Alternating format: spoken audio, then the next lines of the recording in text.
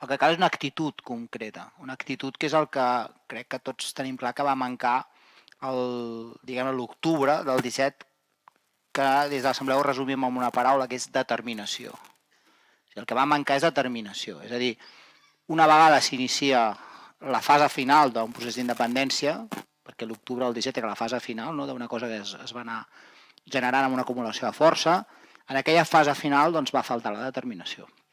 Va faltar la determinació quan es va suspendre la declaració d'independència, va faltar la determinació de mantenir-se a les seus governamentals, va faltar la determinació de cridar a la mobilització social quan tot el món estava pendent de què passava, a protegir les institucions i a fer impossible que l'Estat apliqués la seva llei.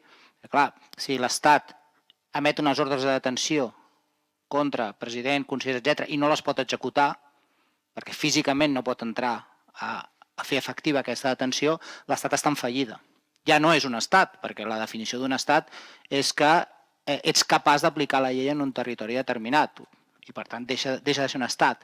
A vegades es parla d'aquesta idea del control del territori com si l'independentisme hagués de poder ocupar tots els racons del territori o del poder, etc. No és exactament això, és visibilitzar la fallida de l'Estat. És a dir, quan l'Estat falla en la seva capacitat d'exercir el control sobre el territori i l'aplicació de la seva llei, aquell estat ja està en fallida i per tant s'obre un escenari que es basa en, diguem-ne, una negociació de tipus internacional.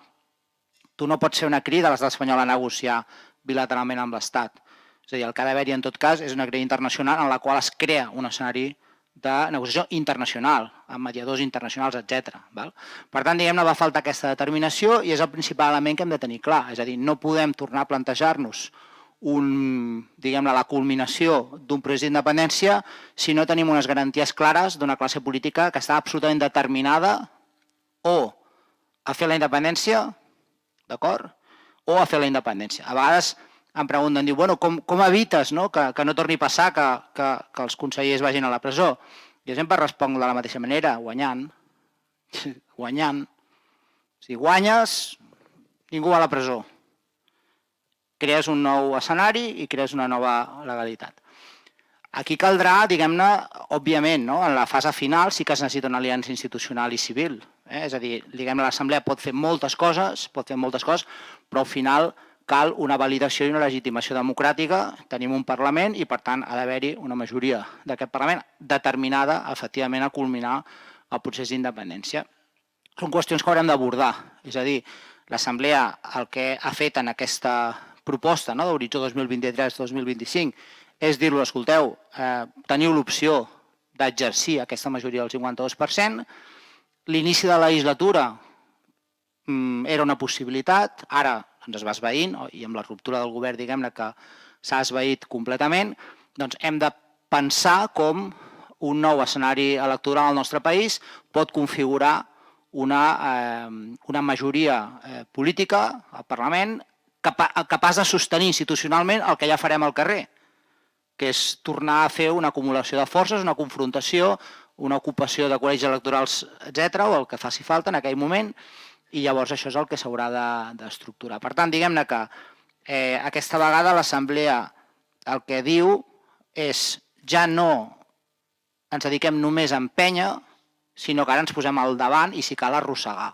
És a dir, és un canvi. L'Assemblea fa un canvi de mentalitat en el sentit de plantejar-se un lideratge de l'independentisme amb totes les conseqüències. I aquest lideratge també implica no només la conformació de mobilitzacions, que és el que hem fet fins ara, sinó la creació dels instruments que siguin necessaris perquè això pugui arribar a bon port. Per tant, crec que hi ha una maduresa del propi moviment independentista, una maduració en el sentit de tenim tasques importants al davant, però aquest procés de maduració també es comparteix amb l'assumpció de responsabilitats i amb la capacitat de confrontar-nos, si cal, amb agents interns. I és dolorós, és a dir, a l'11 de setembre a ningú ens feia il·lusió tenir que confrontar-nos amb el propi govern de la Generalitat que estava dient no aneu a la manifestació.